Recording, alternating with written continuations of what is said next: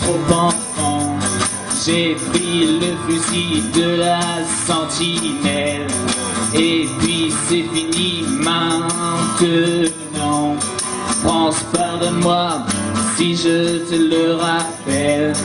Je me sens si seul par moments.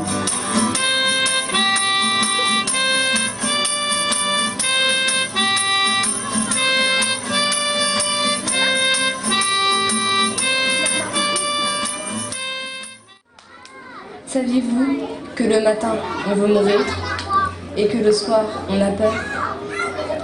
Oh, vous qui savez. Saviez-vous qu'un jour est plus qu'une année, une minute plus qu'une vie? Oh, vous qui savez. Saviez-vous que les jambes sont plus vulnérables que les yeux, les nerfs plus durs que les os, le cœur plus solide que l'acier? Torturer la mère sous les yeux de la fille pour arracher à l'une et à l'autre des aveux, et on sait lesquels. Mais rien, ni la torture, rien ne fera céder la mère, et rien ne fera céder Francine, dont on peut imaginer et la colère et la douleur. Toutes les deux sont parties. On discutait entre nous. Et puis, il y a eu donc la déclaration de guerre et l'invasion. L'invasion, ça a été terrible. Est-ce qu'on allait pouvoir vivre sous un régime fasciste? On a su qu'il y avait des militaires qui étaient partis pour se battre en Angleterre. C'était bien compliqué pour aller en Angleterre. Comment faire? Et puis, nous avons trouvé un jour des trappes. Nous avons compris qu'on se battait en France. Alors, nous avons pensé qu'il fallait le faire. On ne pouvait pas vivre sous un régime fasciste. Qu'est-ce qu'on pouvait faire d'autre? Attendre que d'autres se battent, on n'était pas des lâches. Alors, on a décidé de chercher le contact avec la résistance. On y est arrivé donc en octobre, début octobre 40, et comme nous étions jeunes et très sportifs, on nous a dirigés vers les groupes armés. Ça s'appelait les organisations spéciales. C'est ce qui est devenu ensuite l'IRTP. C'est comme cela que nous sommes entrés dans la résistance. L'avi Siset em parlava de bon matí al portal, mentre el sol esperàvem i els carros veiem passar. Siset, que no veus l'estaca on estem tots lligats. Si no podem desfer-nos-en, mai no podrem caminar. Si estirem tots, ella caurà i molt de temps no pot durar. Segur que tomba, tomba, tomba, ben corcada deu ser ja. Si tu l'estires fort per aquí i jo l'estiro fort per allà, segur que tomba, tomba, tomba i ens podrem alliberar. Siset, fa molt de temps ja, les mans se'n van escorxant i quan la força se me'n va, ella és més ampla i més gran. Vèncer-se aquesta podrida, però Siset pesa tant que a cops la força m'oblida. Torna'm a dir el teu cant. Wyrwij murom zęby krat, zerwij kajdany, połam bat, a mury runą, runą, runą i pogrzebią stary świat. Wyrwij murom zęby krat, zerwij kajdany, połam bat, a mury runą, runą, runą i pogrzebią stary świat. Que vous avez lu, j'ai entendu une écriture poétique. Ah oui, j'aime la langue, mais j'ai un style, oui, mais je ne suis pas du tout un poète comme un poète. Roberto, moi j'ai un couple de questions. La première, c'est, en tant qu'écrivain en langue anglaise, qu'est-ce que vous pensez de Doris Lessing? Pas forcément, je dois vous poser cette question. Je n'ai jamais lu, mais maintenant je veux lire. Je n'ai jamais lu. La seconde question, c'est pourquoi, vous avez dit tout à l'heure, quelque chose qui m'a frappé, vous n'aimez pas Philip Roth.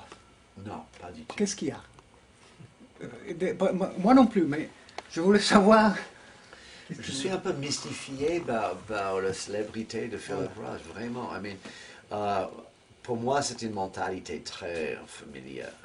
Que je comprends très bien. C'est un juif et pays de l'Est juif. Et il est très masculin et paternel. Il est très intéressé par les questions de la masculinité et de la paternité. Et je ne comprends pas très bien, pour dire la vérité, mais il m'ennuie terriblement. Et aussi, il y a quelque chose qui n'est... C'est pas un gentil mec, je trouve. Vous pensez que... Est-ce qu'il est gonflé? Est-ce qu'il y a quelque chose... Est-ce que c'est une machine? Il est très gonflé, oui. Pour moi, l'écriture théâtrale, c'est très important car c'est notre langage. Et dans le sens que nos émotions sont toujours moins. Quand quelqu'un est amoureux, il a des regards, il n'a pas de texte, non? Quand il a des gens face à une funéraille, il a l'émotion, mais il n'a pas de texte de ce qu'on sent. Et je crois que la parole au théâtre les donne des textes à ces émotions cachées, à ça qu'on pense. De la même façon qu'on ne sait pas écrire, pardon, on ne sait pas parler comme on écrit. Hein? C'est évident, on ne peut pas. L'écriture, c'est une dimension de notre intimité. Mais le théâtre permet que les comédiens parlent comme on écrit. Elle imagina, en voyant mon visage stupéfait, que la somme n'était pas suffisante. Bon ben ça va, vous n'avez pas fait grand-chose tout de même. Le ramasser dans le caniveau, j'aurais pu le faire moi-même. Insista-t-elle en me mettant la pièce dans la main. Impossible de trouver une réponse. Je me retournai et aperçus monsieur Aïssa qui nous observait depuis sa boutique. Je lui adressai un signe discret, comme quoi tout allait bien. Il y en a marre de ces Noirs et de ces Arabes, marmonna la femme en essuyant sa carte de crédit avec un mouchoir en papier. Un instant, j'ai cru qu'elle voulait parler de monsieur Aïssa, mais elle précisa. Ils m'ont attaqué par derrière, ils étaient trop lâches pour arriver par devant, trop froussards, ils se seraient pris une bonne giclée de ça. Elle sortit de son sac un mini pulvérisateur de gaz lacrymogène qu'elle inspecta méticuleusement sous toutes les faces. Je pense que vous vous trompez, madame. Écoutez, je suis quand même bien placé pour savoir qu'ils m'ont attaqué par derrière, non? M'interrompit-elle en rendant son arme. Non, pas ça, ça j'ai pas vu. Je veux dire, ce n'était ni des Noirs ni des Arabes. Si. Je restais interdit, je lui accordais encore le bénéfice du traumatisme. Ah non, non, je vous assure, je les ai vus près, fis-je, en me massant le tibia. Si, un Noir et un Arabe. Mais pas du tout. Pourquoi vous les défendez? Me lança-t-elle hargneuse. Mais je ne défends pas ou n'attaque pas quelqu'un au prétexte que j'identifie la couleur de sa peau, répondis-je. Si, c'est un faux témoignage et vous les défendez. Le noir était très noir, le plus grand, et l'autre, avec les oreilles décollées, était manifestement arabe.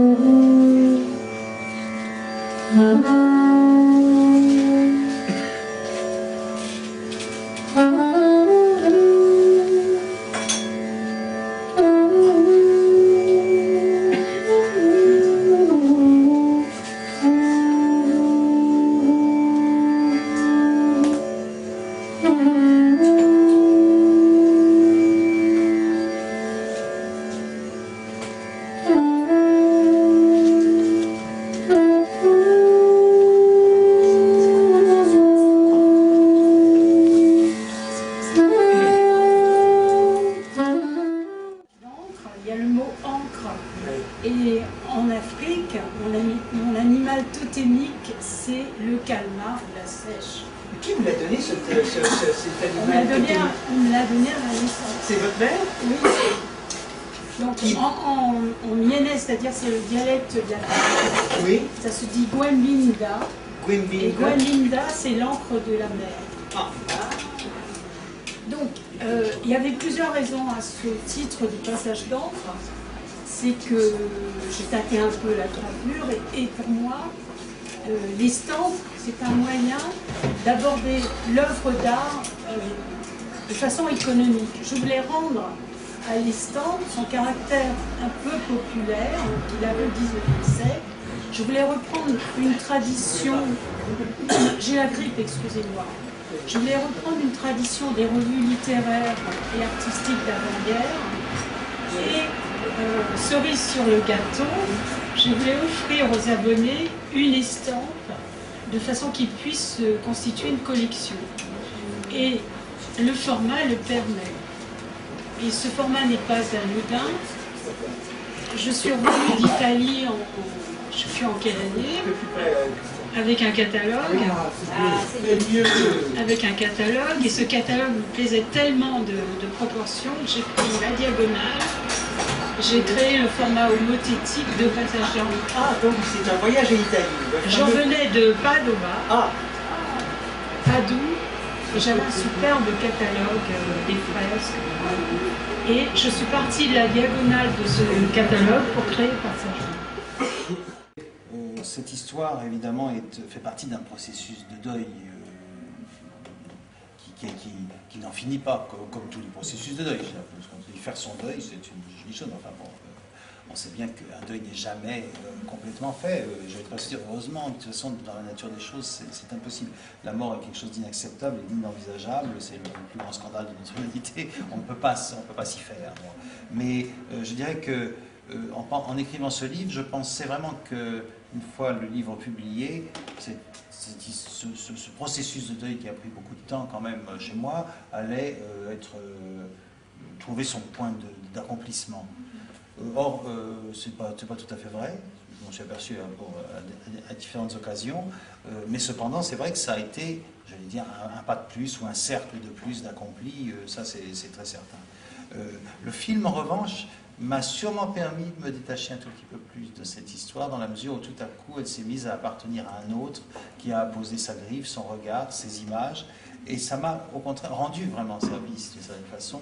À la fois ça m'a permis de prendre une certaine distance avec cette histoire qui tout à coup appartenait à un autre, mais il se trouve que Claude Miller on a entretenu une relation extrêmement amicale et proche qui fait qu'il a toujours rendu hommage au livre à chaque fois qu'il a parlé du film, et du coup tous les critiques qui ont parlé du film ont parlé du livre en même temps. Donc du coup c'est un peu raté parce que le film s'est pas complètement détaché du livre, tout le monde en parle des deux en même temps.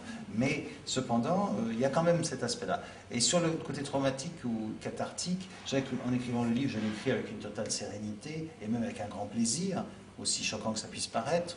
Le plaisir de l'écriture, le plaisir de contrôler cette histoire, de la reconstruire, c'était du plaisir. De toute façon, j'ai du plaisir à écrire. Dans l'écriture des abattoirs, vous dites que la série B, la série policière se trouve chez Gallimard, au sous-sol. Alors, il y a l'enfer, et le ciel. Mais cette image parce que de la littérature du roman noir, du roman policier comme lieu de résistance, est-elle encore valable aujourd'hui? C'est la question que j'aimerais vous poser. Oui, juste comme ça, comment la série noire chez Gallimard, il y a eu un ancêtre de la série noire qui s'appelait la série détective, dans les années 30, où il y a eu les premières traductions de Dashiell Hammett, sous couverture un petit peu blanche, comme ça, et c'était un ancien surréaliste qui dirigeait, qui s'appelait Georges Sadoul, qui était un historien du cinéma. Bien sûr, oui. Et ça s'appelait Détective, et comment Gallimard, à ce moment-là, a créé une revue, et une revue qui a financé Gallimard pendant quelques années, qui s'appelait Détective. Donc on sait ce que c'est devenu,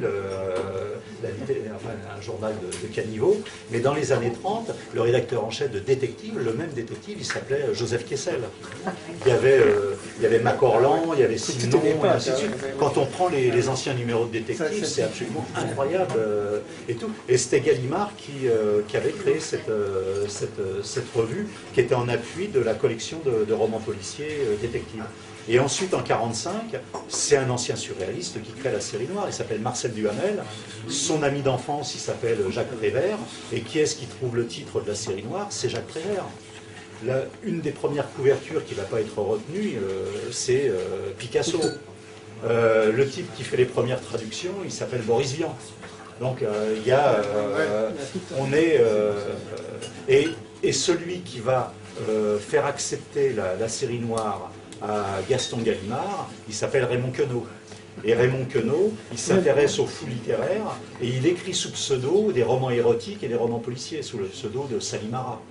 Donc on est dans ce truc-là, c'est-à-dire que dès le départ, cette série noire, elle est conçue comme quelque chose de populaire, mais aussi comme une littérature de contrebande. Il y a les deux qui sont là-dedans. C'est-à-dire que Boris Vian, c'est Vernon Sullivan, donc il fait des bouquins qui vont provoquer des scandales, j'irai classer sur Breton, et on tuera tous les affreux, tous ces trucs-là, c'est des livres qui vont être interdits. Procès et ainsi de suite. Donc on est dès le départ, et ils le savent, ça joue la duplicité, mais il y a une littérature qui est une littérature de contrebande dès le départ. Ensuite, il va y avoir une dégradation, c'est-à-dire qu'il va y avoir... Quand vous arrivez dans les années 80, il y avait aussi un sursaut plutôt lié à la réaction de certains journalistes. Mais aujourd'hui, vous n'avez pas répondu à la question.